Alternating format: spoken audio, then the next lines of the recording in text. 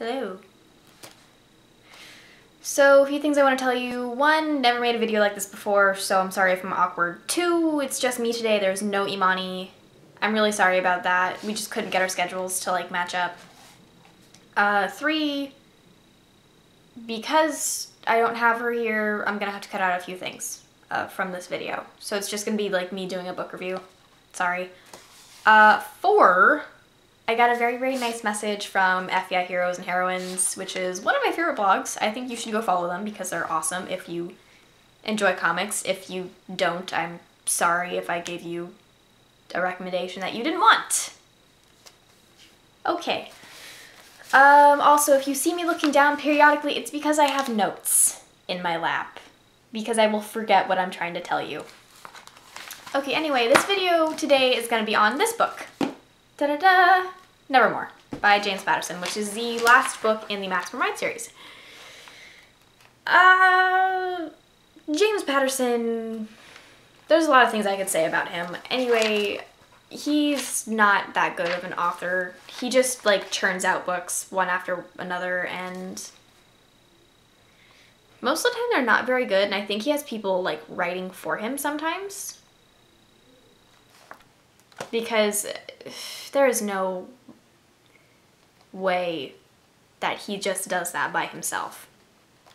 So, Nevermore is basically about the end of the world coming. And it's about, like, Max and the flock trying to prepare for it. Well, in the beginning, Max is angsty because she thinks Angel's dead. Angel is not dead. And she's conflicted about her feelings for Dylan when she still has feelings for Fang, which is, like, her true love, or, you know, whatever. And that really bothers me because it's been going on and happening the same way for the last, 2 books. Well, it took 2 books before Nevermore. So the whole, like, oh no, I don't know which relationship to choose, it's getting old. It's just getting old. She is no longer a strong woman, Max. She is kind of, well, I'm a strong, independent woman, but I kind of need this guy to survive. You don't need anyone to survive, I'm sorry. Like, you don't need a male to survive. So I'm just getting tired of it because she was, like, this self-proclaimed feminist, and anyway, so Fang is still with the Fang gang. Dylan is still trying to win over Max. It's sort of working, but Max too, Max's clone, who now calls herself Maya, dies. So Fang's like, well, my new girlfriend's gone. Sorry guys, I have to leave. Abandons his new flock, Fang gang, whatever he calls them. And he goes back to the old flock. Well, the old flock's like, oh my god, it's Fang. And then Dylan's all upset because Max abandons him for Fang. His Fang is hurt and whatever, I don't know. Max and Fang, one of my OTPs.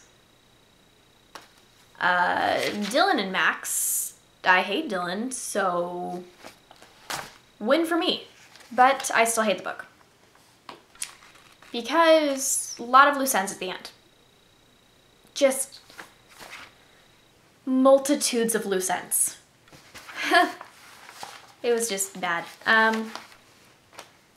It's too repetitive, too reminiscent of the other books. And for the last book in the series, I shouldn't have questions at the end. I shouldn't see all those loose ends. I should be like, oh, okay, this tied the series up very nicely. It ties in with, this book as well, and it should answer all my questions. It shouldn't leave me with, like, 200 more. I'm even more disappointed in James Patterson because A, he brought Aerie back as a clone of himself. No. I have issues with clones. They just ruin things. 2, Jeb is even crazier. I didn't think that was possible. 3, repetitive, again, that just bothers me. And 4, the world, you know, ends in some sort of explosion, and they're on an uncharted island, and it has a weird feel to it. But when the world ends and they're on this island, everybody but Max, Fang, and Dylan, who left and then came back when they were on the island to like try and kill Fang. And so those Max, Fang, Dylan, and Angel are on the outside, while everyone else is in like this weird network of caves that has like everything they need for the end of the world. That just like that was the end of the book. James Patterson, what are you doing with your life?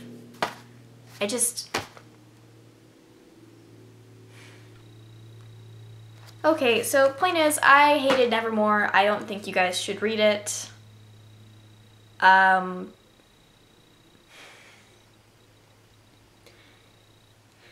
It gets a 0 out of 5 stars for me. And it made me upset because one of my favorite series, after the 3rd book, it sucked. It was bad. It was repetitive, it was bad, I hated it. That book sucked, it should have been better. 0 out of 5.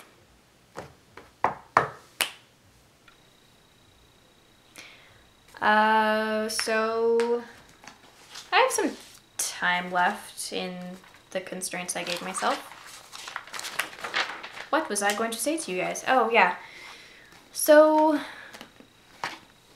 some shows I really enjoy.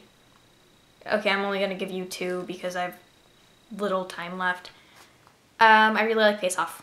Face Off is awesome. It's going to end soon. Sadly. Well, I mean, the season's going to end soon. The series is going to keep going, but the season's going to end soon. Arrow? Yes. Just go watch it. It's amazing. Once Upon a Time is a yes, because I love Disney and I love fairy tales, and it's perfect and it portrays them very nicely. It's not like the newer version of fairy tales where it's all like, oh, everything's nice and the prince marries the prince. It's like, you do not go out at night because you do not want to get eaten by that wolf. Now, a show that seems really iffy to me is Deals from the Dark Side. Usually I would love shows like this, but one of the things they've said on the previews of it is, oh, that's Jack the Ripper's knife? Please. Okay, stop. Stop right there. Jack the Ripper was never caught. The crimes he committed were never solved. They've never figured out who Jack the Ripper is. So that's not Jack the Ripper's knife. I'm sorry, you're stupid. To the person who was saying that on the screen, not you guys, because I enjoy you. I enjoy all my followers because you're awesome. And anyway, books I would recommend to you guys. The Body Finder.